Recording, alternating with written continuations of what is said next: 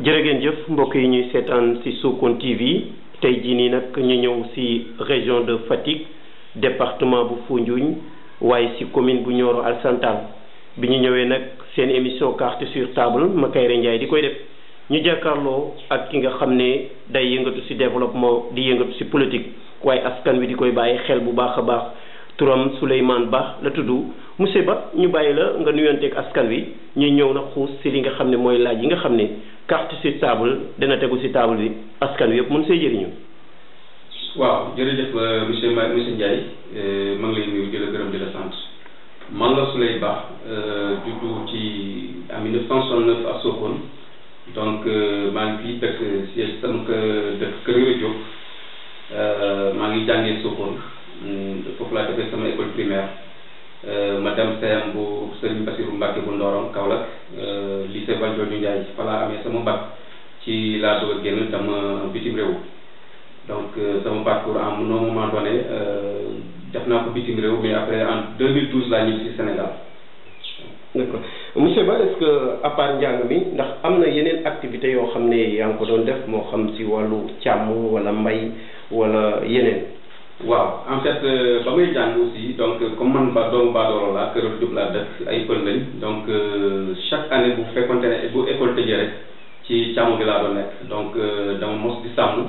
déjà chance bi nga xam ne bi moom la xale yi am léegi man aw ma ko woon parce que mosuma dem vacances donc bu école doon tëjee rek damay ñëw sama nagu famille bi donc yooyu laa doon sàmm bañ ne bay école di ubbi ma dem jàngiwaat donc daan nañu béy daan nañu sàmm donc loolu moo doon activité jamono yi nga xam ne moom laa doon jàng ci loolu laa ko doon booleel quoi. d'accord alors bu ñu xoolee ne tey bi nga waxee ni yaa ngi commencé doon jàng ba jóge fii nii am sa bac par rapport njàng bu njëkk ba ak njàng tey jii nii est-ce que am na différence. totalement différent parce que bon boo xoolee niveau bi donc du benn parce que ñun jamono yi ñuy jàng déjà vraiment njàng bi ci la gënoon a tar. donc dama gis léegi xale yi sax déjà bu ñu gisee seen enseignant. gënoon a tar comme. voilà dafa gënoon métti dafa gënoon dynamique dafa gënoon dëgër. parce que foofu soit da ngay jàng ba mën wala soit doo mën mais jàng bi daal soit da ngay mën dañ lay obligé nga jàng. maanaam enseignant bi daf lay obligé que ça soit à l'école ou bien ca kër ga daf lay obligé nga jàng même boo ko gisul parce que da lay leer ne tey sa leçon boo ko mokkul boo demee donc punition bi dafay métti par rapport ak léegi nag. xale yi moom dañu amical familier ak seen i enseignant ba nga xam ne yenn yi nga xam ne moom lañu waroon ragal ci ñoom bu ñu mokkalu seen leçon wala bu ñu respecté woon njàng mi amatul donc mais ñun bu ñu doon seen suñu enseignant rek daf ñuy leer ne suba bu ñu mokkalu suñu leçon daf naan dañ doon taxawal donc moo taxoon ñun dañu vraiment respecté woon njàng mi te ci nga gën a doon parce que dañu doon obligé nga làkk français par rapport ak njàng léegi bi da ngay gis élève bu dem ba dem terminal pour mu wax 5 phrases yu jub dafay dañuy am problème boobu mais ñun suñu jamono amoon na sax jamono yoo xam ne symbole lañ doon def à l'école donc bu fekkente ne làkk nga leneen dul français dañ la ko doon wéet nga xam ne ñëpp dañu naan kii làkkul français wala déggul français alors monsieur Ba ñu ñëw ci monsieur Ba buñ ko xamee fii ci gox bi ñaar yi bokk na ci muy yëngatu ci lépp loo xam ne wàllu développement la waaye politique lan moo la dugal ci politique. waaw en fait man sama politique maa ngi commencé à Nouakchott c'était en 2011 mooy jamono yi nga xam ne Macky Sall dañ ko génne woon gouvernement bi en fait génne assemblée nationale donc bokk naa ci ñi nga xam ne ni à Nouakchott man maa njëkk initier mouvement bi foofu. donc bi ma ñibbisee Sénégal en 2012 nag ma xam ne vraiment suñu commune bi boo deful politique vraiment dafay am na yu bëri yoo xam ne yi boo ko bëggee def en tant que développement wala développer commune bi sans la politique mënul nekk parce que su boobaa politique yi dañoo fiir donc il faut nga politique pour vraiment nga mun a atteindre sa objectif mooy la développer sa bopp lii moo tax vraiment ma dugg ci politique bi. alors bi nga duggee ci APR yëngatu ci ba yegg ci fi nga toll nii tey jii nii ba léegi yaa ngi APR ou bien. non en fait élection 2014 yi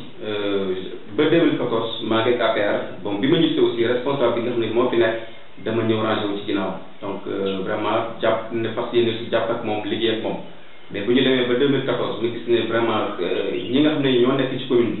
bi nañuy politiquer man gisee mënoon man j'ai voulu faire autrement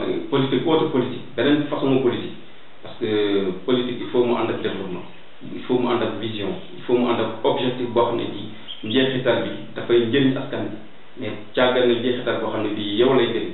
donc man dama bëgg njëriñ askan bi mais pas njëriñu askan bi donc ma gis ne maag ñoom suñu vision dafa wute ci la ber sama saawo donc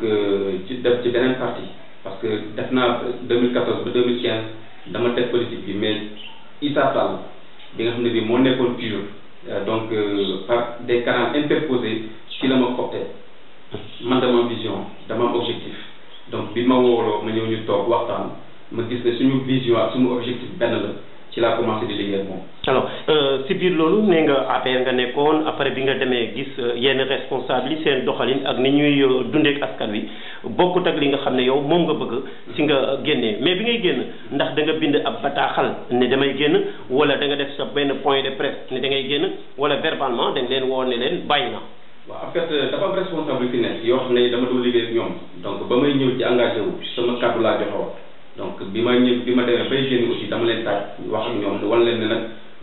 li tax ma génn lii ak lii ak lii la ñàkk bokk gis-gis la man samay objectif gis naa ne ak seen i bos du benn mais n'empêche que ak fu mu munti demee saa yu ñu politique waree dajalewaat dinañ dajewaat mais pour l'instant man damay bett sama saawo damay jël ci beneen parti boo xam ne bii ñoo bokk gëm-gëm ñoo bokk gis-gis ñoo bokk jëmuwaay kooku gis naa ko muy doy na ma muy Issa Sall donc man je préfère que ma bàyyi leen man ma dem ci beneen waar. mais monsieur Ba est-ce que nekkutoon yow yaa soxlawutoon solution pour que ngeen war a. parce que waxtaan fu mu amee solution war na mën a am. waaw parce que boo gisee boo nekkee ci kër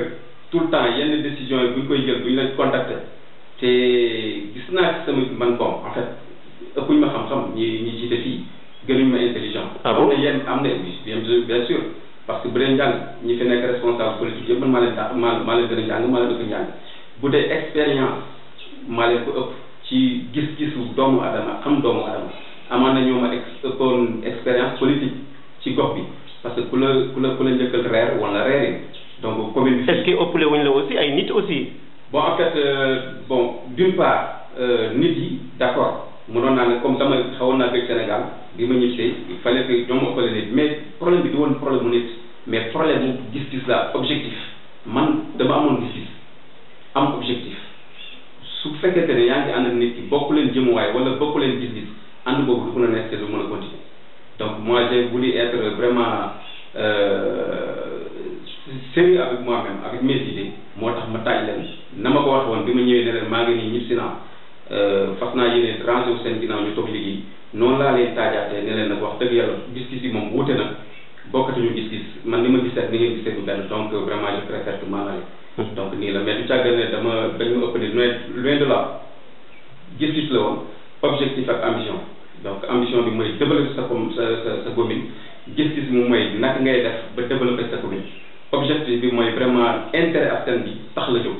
donc bi ma gisee ne daal amuñu ci yenn gis-gis yi daal man je préfère maanaam quoi. d'accord en résumé ñu ñëw rek si parti bi nga xam ne Issa Sall moom moo ko président Issa Sall moom moo ko jiite. nga ñëw nekk si bi nga ñëwee est-ce que mën nga ñëw wax njëlbeen bi ak nan nga def ba intégré ko fii si commune bi. waaw en fait départ bi nag xawoon na métti parti Issa Sall bi mooy parti de la paix de l'éthique et de l'équité en fait pur lañ nekkoon ñëpp moom lañ ko xamee woon donc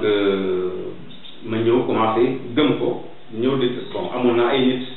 dem ci dëkk yi commencé di def sensibilisation di waxtaan ak ñoom donc am ñoo xam ne ñi copte nañ idée Issa Sall idée parti bi am na ñoo xam ne ñi gëm nañ ne man ci li ma nekk dëgg la te amul lenn loo xam ne li tey nit mën na ma ko reprocher donc ñu ànd ceeg man donc ñu jël siège bi def ko Touba Mouride ñuy amay ndaje ba waa Issa Sall pur yónni seen commissaire parti bi ñëw ñu installé suñu section donc nii la affaire bi demee biñ demee nag ba élection présidentielle yi passé ci la ñu am yeneen ambition Issa Sall ñu génn parti pur loolu c'est pour des raisons personnelles ñu génn créer suñu parti muy parti de la paix de l'éthique et de l'équité donc fi mu nekk nii man may responsable fii ci commune au niveau du département aussi man may responsable départemental provisoire ba nga xam ne bu ñu demee ba def assemblée générale su boobaa donc ci la ñu xool daal donc poste définitif yi kan ak kan ñoo koy occupé. alors fii si commune bu Nioro Alassane Tall est-ce que mën nga ñu fee wax loo xam ne tey jii nii le maire bi fi nekk ak équipe am liggéey nañ ko ak li nga xam ne manqué na ak li gën a tax tey jii nii nga engagé wu parce que for nañ ci weewu bay ne candidat nga pour élection yi di ñëw. waaw en fait bi fi nekk parce que nit ku nekk boo nekk ci nguur di am yenn moyens à la couleur di nga liggéey amaan na li nga liggéey xëy na mun naa gis ne doyul wala mënoon na def lu ëpp la mu def ndax bu fekkee ne dañ la juróomi at di jox la yenn moyens yi donc à la couleur am na loo xam ne lii def na ko ci donc comme quoi que def na ay clôture école donc tabax na ay école mais ak nu mu demee rek bon man gis naa ne am na lu mu def mais la mu waroon def defu ko wala li mu waroon def ci quantité waroon na def lu mu def daal parce que boo xoolee ci juróomi at yi presque deful dara mais à part juróomi at yi jëm ci kaw ba fi ñu toll nii ci la commencé di def yenn réalisation donc man jàpp naa ne daal am na lu mu def mais mënoon na def lu ëpp li mu def am na loo xam ne def na ko bon gis naa ne du priorité. comme lan. bon en fait am na yoo xam ne daf ko tabax yooyu moom tout le temps dafa koy sànnee xeer moom monsieur le maire parce que Touba Mouride dafa tabax juróom-ñaari chaque sortie Touba Mouride bi dafa tabax benn pantre boo xam ne bii donc daf ne woon pour waa Croix-Rouge moo tax ñu tabax ko. pantre. ah bien sûr parce que pantre laa koy wax pantre laa koy wax parce que 4 mètres sur 4 mètres la donc ci biir déjà amul perronné wuñ ko raaxuñ ci biti donc te bu ci nekk. Imaginez 7 yooyu à une hauteur de 3 millions donc boo ko calculé presque bu ci nekk mu la dikkee 450 000 am na loo xam ne li bon donc te non seulement doon priorité mais loolu moom vraiment 3 millions yooyu amoon na feneen fu mu waroon xeex surtout ci jamono corona donc loolu moom doon na loo xam ne li vraiment. mais monsieur Ba yow nekkoo conseiller nan nga fexe ba xam ne 3 millions la def. si du ma conseiller mais nag bon dañ ko invité suñu panel xam nga am nañ benn collectif pour la défense des intérêts de la commune de Nioro Alassane presque ëmb na lu mot presque 61 villages yëpp bu ñu ci bokkul bëriwul donc des fois bu ñu amee ay questions yu ñu war a laaj maire bi sax ci collectif bi la bokkoon ci panel WhatsApp bi mais après la génn donc pour ses propres raisons kooku dama koy nangul mais dañ ko invité moom mu wax ci gémmiñam ne loolu 3 millions la coûté. tu vois que loolu moom ci gémmiñam moo ko wax ne alors yooyu mu tabax néeg yooyu mu tabax juróom-ñaari néeg yi donc 3 millions la ko coûté donc kooku moom ci du lu ma inventé chiffre bu mu avancé la moom. alors 3 millions yooyu pour yow boo ko téye woon tey fan nga koy jëmale. mais en fait boo seetloo tey Touba Mouride li ma leer ba leer moo di nawet bii di ñëw bu tawee kenn du fa dugg mais yoonu Touba Mouride nañ ko defar parce que ndey bi nga xamante ne bii chaque semaine fa ngay nampé mais da nga ko war a aar. da nga ko war a sàmm da nga war a fexe faciliter accès ci biir Touba Mouride donc man jàpp naa ne tey bu ñuy wax koom-koom boo xam ne bii commune bi am na ko mais Touba Mouride la parce que déjà luuma bi li muy dujal par jour ak par année moom xam na ko donc comme nekkuma conseiller mënu ma maîtriser chiffres yi donte am naa ci lu ñu ma ci wax mais nag comme du moom ma wax ma denc du ma avance chiffre mais nag leer na ma leer yàlla ne Touba Mouride mu ngi génne xaalis donc loolu rek mënoon na retourner defaraat yoon yi pour que vraiment accès bi gën a facile li ma la tey ji yoon yi ci nekk boo fi jógee di dem Touba Mouride vraiment bu nawet bi tawee premier taw deuxième taw moom kenn dootu ko mën a tegaat wala ñu créer yeneen yoon c'est sûr. d'accord mbokk yi ñu seetaan ci Sokone TV seen émission carte sur table Makayre Ndiaye di koy animé tey jii nii nag ñu jàkkaarloog ki nga xam ne responsable la ci commune bu Nioro Alassane ñu koy woowee Souleye Ba. mu bokk ci parti bi nga xam ne président Issa Sall moom moo ko jiite ñi ñëw ci li nga xam ne aussi tam ba léegi ci commune bi candidat nga wala doo candidat. si candidat la. lan moo tax nga ne candidat. bon en fait parce que dama gis ne vraiment commune bi man gëm naa ne am naa ngëm gën yàqin boo xam ne bi man leer na ma ne su ma jëlee commune bi dinaa ko développer parce que développement commune. dafa laaj ay relations ay partenaires mun a dem wuti ay projets yi. mais monsieur Ba yow ko discours bi ngay def moom la say morom yi def fii ba pare ñëw toog ak moom. parce que même ñaantaal discours yi la fi defoon. ci quoi waaw mais d'accord monsieur Ndiaye man dama confirmer avant may doon candidat parce que man bi ma commencé indi ay projets ci commune bi c'est depuis en 2012. ah bon ah bien sûr 2012 man dama ne ban dafa am lu ma gëm. du ma toog ba doon candidat wala ba doon am palteef ci biir commune bi pour liggéeyal sama commune bi man dama gëm ne doomu commune bi la su ma gisee projet boo xam ne bii sama commune la bu dee mun naa ko indi Kër Diop laa ko yemale mais su fekkente ne il faut mu jaar par la mairie damay am humilité bu toll nii dama koy jël ñëw maire bi wala président commissariat bi ne ko kii projet la piloté ko ma def sama donc def naa ko lu dul benn yoon du ñaari yoon du ñetti yoon. est-ce que mën nga ñu see limal benn projet. bien sûr en 2012 am na sama benn xarit boo xam ne bii parce que man 2012 laa def ci Sénégal représenté fi benn société française boo xam ne bii ci énergie solaire la yëngatu maa ko nekkaloon ci Sénégal moo ma delloo ci Sénégal donc bi ma ñëwee sama xarit bi Seyni Ndiaye sama rakk la maa ngi koy nuyu ci émission bi de passage mu ne ma nag yow comme projet bi énergie solaire la mais pourquoi pas duñ dem suñu commune ma ne ko nag jamono yooyu vraiment PCR bi fi nekkoon xaw ma ko woon mu ne ma ndox sama xarit la mun nañ dem te lii intérêt askan bi la il faut ñu def ci dara parce que doomu gox bi lañ war nañu vraiment buñ gisee loo xam ne njëriñu askan bi la ñu yóbbu ko foofu ma ne ko y a pas de problème ñu ñëw daje président comité bi àll bokk ñu ba présenté ko document bi ne ko nag document baa ngi nii su fekkente ne mënuloo lire seetal ko mën a jàng jox ko mu jàng ko. boobu da nga ko doon ko kële wala en tant que PCR. non si parce que am na yenn xam nga am na yenn document yoo xam ne yi non jàngutoon. ok kooku on le gis jàngul donc président comité ça ne veut pas dire que il faut nga jàng pour doon na ko mais jàngutoon donc document bi waroon na ma ne mënu ko lire bu ko mënee lire aussi techniquement du mën a comprendre li ci nekk. looloo taxul ma ne bu fekkente ne mënuloo ko lire ay numéro téléphone a ngi nii seetal koo xam ne ci par exemple adresse mail bi mu ngi fii nga envoyé message pour mu gën a confirmer que ne donc lii projet bu fiable la voilà projet énergie solaire la centrale solaire la ñuy def yaay seet dëkk bu la neex ñu dem fa installé ko foofu parce que projet bi yow li ma lay laaj mooy nga tëgg projet bi def ci sa cachet ñun li ci def sa dërëm muy dërëm commune bi muy dërëm askan kenn du ci def ku fi ñëw di la laaj xaalis porté ko plainte donc ñu dem kër laay Fatim ñu def pare ñëw ñib si donc rendre ko compte toog di ko xaar mais finalement bon amul suite tey centrale solaire bu toll noonu ku ko bëgg gis demal Nduguj kër toll mu nit centrale baa ngi am na bu mel ni bu fa nekk boo xam ne mu ngi yàqu parce que 15 kilowatts la te la muy lakk foofu sax moo 1 kilowatt donc mu fay yàqu bu ëpp loolu wala bu double loolu lañ ko waroon def mais moom mu négligé ko noonu lay yàqu. beneen bi mooy 2014 monsieur le maire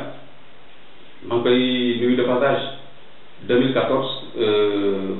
bi mu faloo ma félicité ko 2015 boobu maa ngi Dakar ma am benn projet hollandais boo xam ne bii moom it ONG la boo xam ne bii dafay financer ay projet maraîcher dama ko woo xëy na dina ma dégg ma ne ko nag ma yónnee ko surtout projet bi ne ko nag seetal projet bi li muy liggéey li ma lay laaj mooy ne ma waaw nga jàpp dajale say conseil ma ànd ak waa ji hollandais bi ñu ñëw toog expliquer projet bi su ne ko soo gars yi bu leeree ci ñoom bañ adopté ko ñu commencé mën nañ def ci en 2 ans wala 3 ans dëkk ci commune bi dëkk bu soxla projet maraîcher dinañ ko fa installé solaire lay doon pompe lay doon amul benn jigéen buy root mu ne ma d'accord ma toogaat 15 jours waa ji relance ma woo ko ne ko est-ce que pare woo mu ne ma noo pare bon dinaa la woo bu rappelé wu ma boobu noonu la demee ci affaire. waaw mais est-ce que nekkul moom le fait que moom mu nekk maire mu waroon a indi loolu te yow nga ñëw indi ko loolu moo nekk mu ne sa indi problème wala ngeen laaj ko koppar bu mu àttanul aussi. non jamais moom ku ma dégg man bon koppar du ma d'ailleurs man aw ma koppar ma lay laaj man maa leen di indil koppar parce que projet ku lay indil projet indi na la koppar parce que man dama la koy indil ngeen commencé collaborer ma pare indi laa ko ay projet dernier projet bi ma lay wax moom boobu jël na ko parce que ay partenaires laa koy indil ak hôtel yi nga xam ne ñoo nekk Touba ni ma ko defee ci commune bi noonu laa ko defee Kër Saalum Diané partenaires yoo xam ne yi projet bu ñu tëgg en matière de santé wala éducation projet bi bu ñu ko yóbboo ci hôtel yi donc hôtel bi ñu signé partenariat donc mooy ñoom kooku mooy financé li nga xam ne mooy seet li mun a financé ci projet bi mu financé ko li ci des mairie financé ko loolu jël nañ ko. d'accord alors monsieur Ba en tant que candidat tey bu ñu la joxee mairie bu Nioro Alassane Tall ndax nekk nag da nga nekk candidat nekk boo maire mais boo ne ko nuus sa loxo lan ngay njëkk a régler pour commune bi. en fait sama priorité dafa porté ci ñaar ba ñett yoo xam ne yi vraiment dafa ma tenir à cœur donc vraiment santé bi moom il faut ma seetaat ko parce que mooy wér-gu-yaram bi donc budget 6 millions d'après maire bi ni mu waxee wala ni ñuy wote budget bi 6 millions dafa tuuti ci loo xam ne bi 500 postes de santé ak 12 cases de santé donc à part 6 millions vraiment dafa tuuti trop éducation bi il faut ma xool ñi nga xam ne ñoom ñoo nekk ci éducation bi fii lan ci naka la ñuy jàppalee pour éducation bi gën a ñoom enseignants yi seen njàngale gën a mucc ay parce que après tout dañ ne xale yi ñoom ñooy avenir commune bi xale yi ñooy avenir réew mi donc war nañu vraiment fexe ñi nga xam ne ñoom ñooy dugal xam-xam ci xale yi ñu jàppale leen faciliter leen ba nga xam ne suñu doom yi ñun li ñu bëgg ci ñoom dinañ ko am. troisième bi mooy vraiment infrastructure yi surtout yoon yi Touba Mouride kooku moom daf may ça me tient vraiment à cœur daf may métti donc il faut que ñu defar ko parce que luuma bi li muy mën a générer rek mun na bu ñu ko organiser ak la fay dugg ci koom-koom muy agriculture bi vraiment kooku boo ko exploité rek mun nga ci am bëri mun nga développer ci non seulement Touba Mouride mais commune bi mun nañ ko ci développer donc yooyu doon na yoo xam ne vraiment bokk na ci sama priorité. d'accord tey wàllu foncier ndax commune bi am na jafe-jafe yu mel noonu wala amul ko ndax nag boo seetlee commune Sénégal yu gën a bëri wàllu foncier dañ ciy am problème. waaw foncier bi bon am na ay problèmes mais c'est des problèmes particuliers donc pas problème boo xam ne bii donc un bailleur dafay ñëw ne day nangu suuf comme li ñuy dégg ci ay mbaan ak yeneen communauté loolu amagul fi mais nag kenn am na ñoo xam ne ñii c'est des particuliers dañuy am problème foncier donc loolu mairie bi moo koy gérer seulement problème dak bi donc kooku nit ñi ñu ngi naan am na importance donc am na importance même mais nag dak bi mooy domaine agricole communautaire donc yooyu am na importance mais askan bi dañuy gis ne dañu bëgg a nangu seen suuf parce que boo waxee suuf rek dañuy xalaat leneen li nga xam ne li moom mooy xew ci yeneen dëkk yi donc kenn ku ci nekk da ngay jéem a conserver sa suuf mais bu mënoon nekk am na importance trop mais nag la communication reste ni ñu ko war a communiquer amoon na dafa des wala population bi ñoo am idée protectionniste boo xam ne bii bon suuf moom dafa xaw sensible quoi. ok monsieur Ba tey jii nii fee sa Ngungul mu nekk dëkk boo xam ne dëkk cosaan la lamb moom mooy cosaanu séeréer ñu organiser ko tànn la nga nekk parrain bi ndax nag jeunesse bi yëpp di lay bàyyi xel ci commune bi tey nga war a dem foofu noonu préparer sa délégation nan nga gisee li nga xam ne jeunesse bi porté na ko ci sa tur ngir ànd ak yow ci activité yi. waaw jeunesse Ngungul vraiment du ma def lu dul féliciter leen encourager leen parce que aussi man dama jàpp ne boo gisee ñu tuddee ma lamb ji du alal parce que awma alal du maxama parce que awma maxama du daraja parce que awma daraja donc suñ demee ba porter seen bés parce que nit ku nekk aussi sa bés nga am gis nga ñett ñii ku la ko xeebal nga ba ko sa bés ku la ko xeebal nga ba ko sa sëriñ ku la ko xeebal nga ba ko sa soxla ku la ko xeebal nga ba ko donc ñoom seen bés bii lañ am lu yenn finance suñ ma ko tuddee damay fier te dama leen di remercier donc jàpp naa ne rek dafa am cofeel bu ñu am ci man moo tax ñu tuddee ma ko parce que du alal du leneen aw ma ko mais cofeel la bu ñu demee ba tànn ci commune bi ba mu def man ma doon seen parrain ma doon parrain bés bi jàpp naa ne cofeel kese la donc ma ngi leen di encouragé ci diwul leen wax ne ak nu munte demee soxla bu ñu munti am man de aw ma mais am naa possibilité dem ci ñi nga xam ne ñi am nañ ma dem jëli indi leen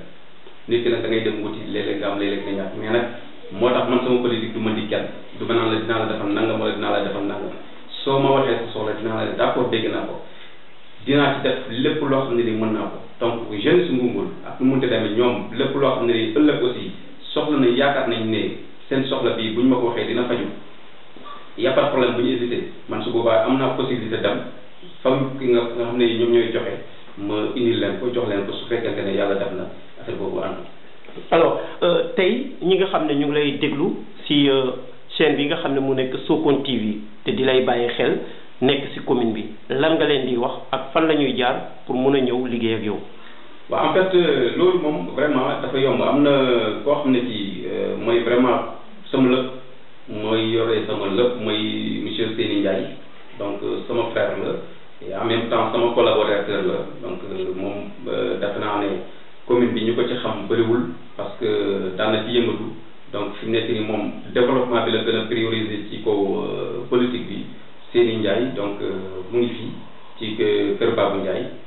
ku ñëw bon boo ko contacté di nga waxtaan ak moom ñu xool naka la ñuy bokk liggéey parce que nag ñun rejeté wuñu kenn bañuñu kenn képp koo xam ne ki daal yaa ngi ci développement moo la ñor ambition personnelle taxu la jóg ndax intérêt gox bi moo la tax a jóg nous on est prêt à t'accueillir les bras ouverts. alors wàllu développement bi nga wax da ngay tiital yenn candidats yi nga xam ne ñu nga fa maanaam da nga génn jëli ji ay experts yoo xam ne si wàllu développement la ñu wala wàllu politique rek la. non tout dafa lay wax maa ngi lay wax ay projets yu muy sax ak yoo xam ne yi bon pare bu ma woon sax déjà parce que am na benn projet agricole boo xam ne bii Cordiès la indi naa ko ci commune bi fii déjà ku ko bëgg a xam dama Ngaye Thiébo ci loolu domaine agriculture la donc ñooñu vraiment te yeneen dëkk yi Kër Diop bokk na ci am na yeneen dëkk yoo xam ne dem nañ yóbbu envoyé na lañ foofu bañ visité donc am na ñu ko copté am na beneen projet boo xam ne bii aussi mu ngi ci biir commune bi mooy ñebedaay bu Toubacouta indi naa ko fii ñoom aussi ci affaire maraîchage ak affaire environnement ci la ñu yëngatu def nañ benn journée de reboisement ak Seynou Fadia donc man du loo xam ne lii sax du loo xam ne lii damay wax noonu sans preuve man lépp lu ma lay wax dama naan la lii def nañ ko donc moo tax ma ne leen am na projet yoo xam ne il faut que nga doon dara nga am yenn ndombul tànk yi pour mën a liggéey ak ñoom mais bu fekkente ne yow benn ni acteur de développement kese nga projet yooyu doo ko mën a indi parce que seen taay ñoom bu ñuy ñëw par la commune voie administrative la ñuy jaar yi nga xam ne nag bon ñoom mën nañ jaar ci yow directement pour indi installé am na yeneen yoo xam ne bon après lañ koy dévoilé ci kanam. jërëjëf après lañ koy dévoilé ci kanam mu nekkoon Souley Ba nekk responsable politique fii ci commune bu Nioro Alassane Tall mbokk yi li ñuy def mooy Sokone TV dafay ànd ak yéen ci événement bi nga xam ne tey moom la ko commune bi tuddee foofa ci dëkk boobu ñuy woowee Ngungul ñu fas yéene ànd ak moom mu nekk lamb ju mag joo xam ne tey dañ ko fa organiser moom itam mu fas yéene ànd ak délégation ànd ak askan wi def fa discours am waaye dem jàppale leen kon mbokk yi nga xam ne ñu ngi ñuy bàyyi xel ñu ngi leen jox dig daje ngeen ànd ak ñun fi ngeen jàpp foofu la Sokone TV ak yéen ba ëllëg. ngeen dégg nag sa njëlbeen ki nga xam moom mooy Seyni moom moo yëkkati kaddu introduire ki nga xam ne aussi moom mooy Souley Ba waaye itam le chef de village guddi na waaye loolu yëpp xoolul ko ndax nag cër biñ ko jox ba déplacé wu ñëw dégg ngeen kaddu yi mu wax ñaan na leen léegi nag ñu ngay wuti fee nga xam ne moom mooy nekk làmb ja ñu ngi leen di sant di leen di gërëm si topp bu ngeen di topp Sokone.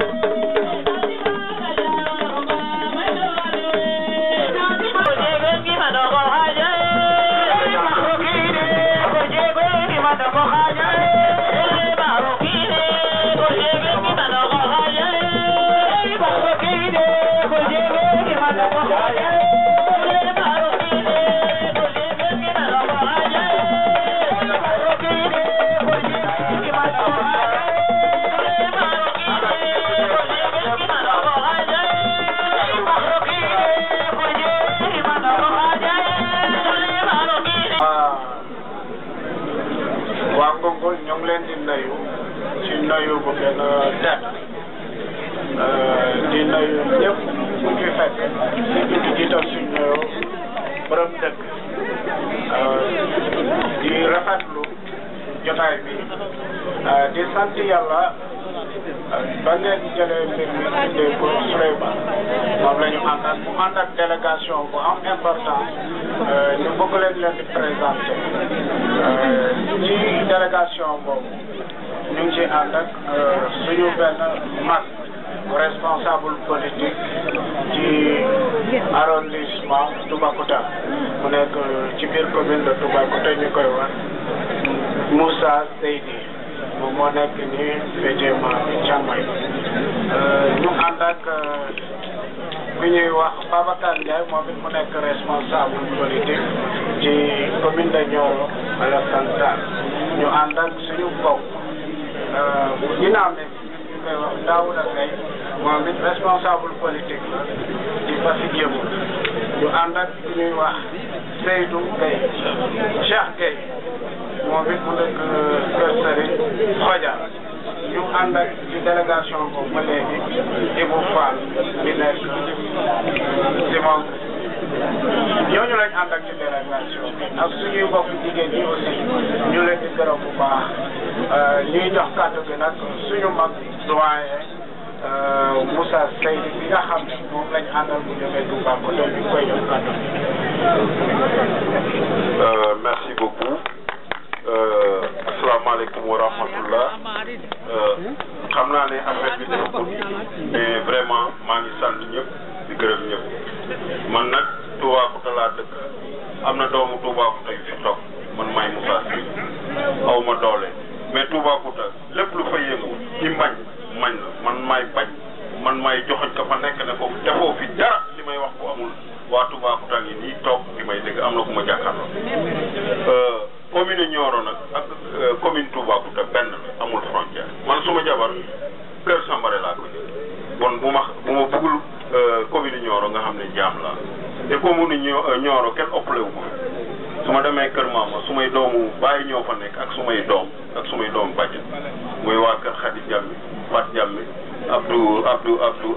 Diankong bi nga xam ne suma doom a ngi nii ci biir géew bi di bëri muy Aziz ma jëlee suma jabar Kër Sambare jël suma rak mayewaat ko Kër Sambare andi sa dama andi sa suma benn rakk boo xam ne dama ko xam muy Souley Ba mu nekk ak man Toubacouta ñuy waxtaan di péccoo li ko ñor mooy le développement de la commune de Nioro Alassane te looloo ma ñor te loolu la gis ci man ba topp moo tax bi ma wooyee ma ne ko gàcce nga laa mën naa ànd ak yow ci commune Nioro te commune Nioro am naa ci wàll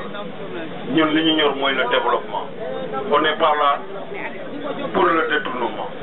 fonds de concours yeeg fonds de dotation yi ñuy fooyee ñun ñoo ko moom dañ defar suñu gox te dama ne le Niombato c'est le poumon économique de la région de Fatick lépp lu ñuy ut Niombato yoonu Toubacouta lu jaar Nioro Alassane lu fay génnee ci gerte ngooñ ak leneen amul fépp fu muy génnee ci biir Sénégal yoonu Toubacouta bi jaar Toubacouta te Missirah la fay génnee ci meññeefu géej amul fenn fu muy génnee te dara defal ñu naan député maire fii la dëkk defu fi dara la jeunesse il faut qu'on change ça c'est choisir le vrai de livrer le vrai c'est Souleymane Ba topp leen ko ñu ne foog séeréer topp Souleymane Ba nu ñu may yombeer Souleymane Ba a anda mete jofa ka jega wa def na ko tuba way te yon ta tuba ko ta ko na xala jige ta bu waxo no mbasana mak ko ci ro ko de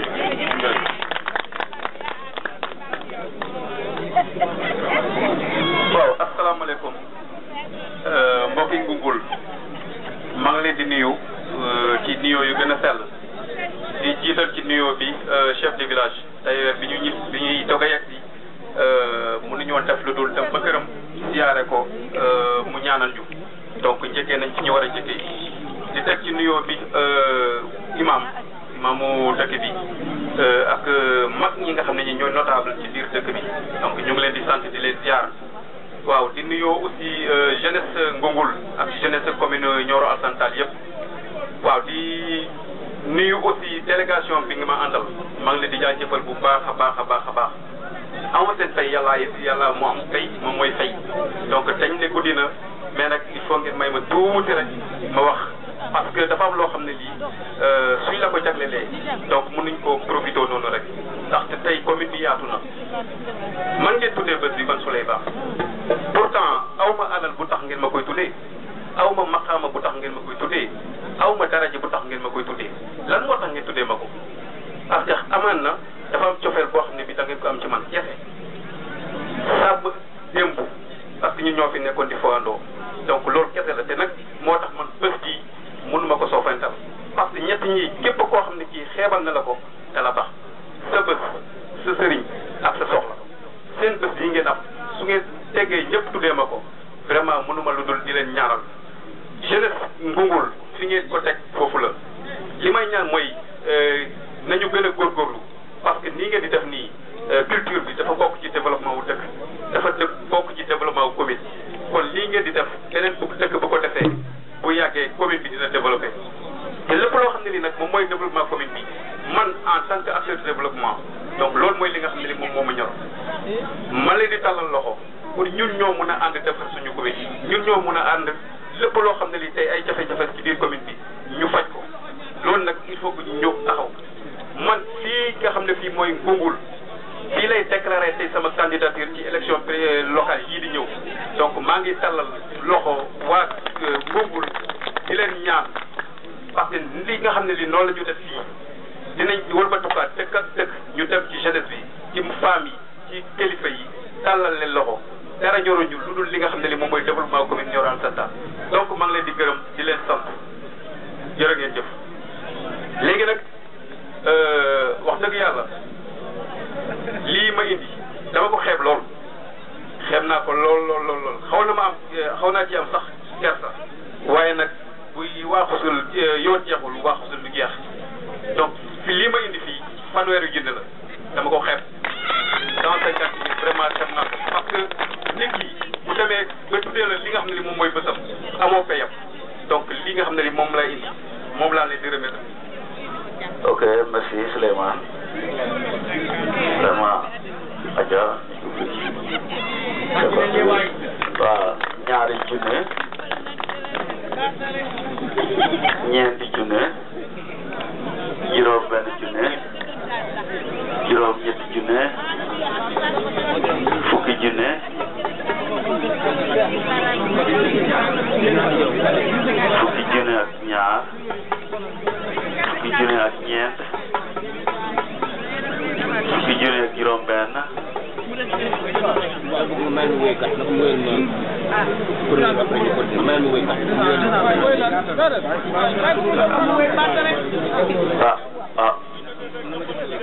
waaw loolu yëpp teraanga la rek nee na ñu jox woykat yi ñu bàgg ko tuuti rek dafa am lu leen bëgg a jàng.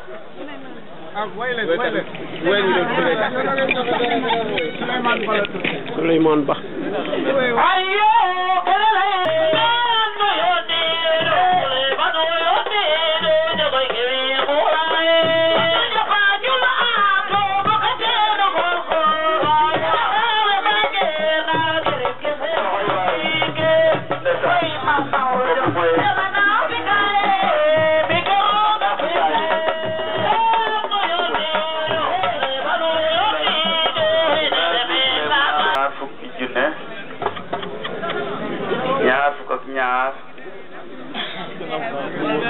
ñaar fukk ak ñeent ñaar fukk ak juróom-benn ñaar fukk ak juróom-ñett fanweer voilà loxo yi waaye di daal ok.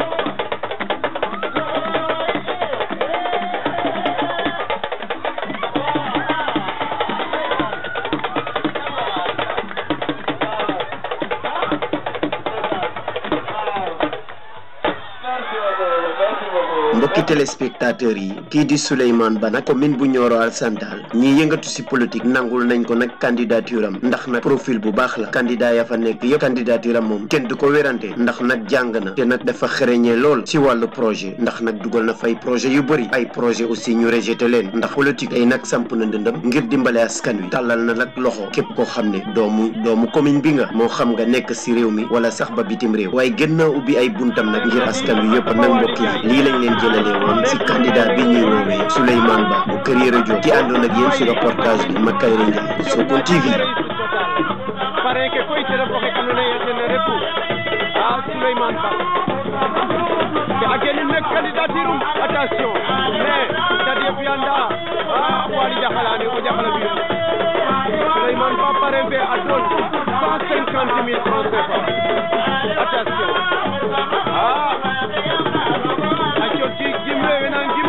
Fat Jamangin, you know, I don't know what is going on. I should pass away. They're ready. Okay, I know I am Wali, Yale Japan, Andamba, Apocalypse, Jom Dole, Final Pepoi, Abedega, and the food. Chocolate, ne foog na commune Nioro Alassane Tall Makayre Ndiaye alliance ke Makayona den banu waaw des sekare jika koy des gati ko wali Ndiaye yàlla jafe-jafe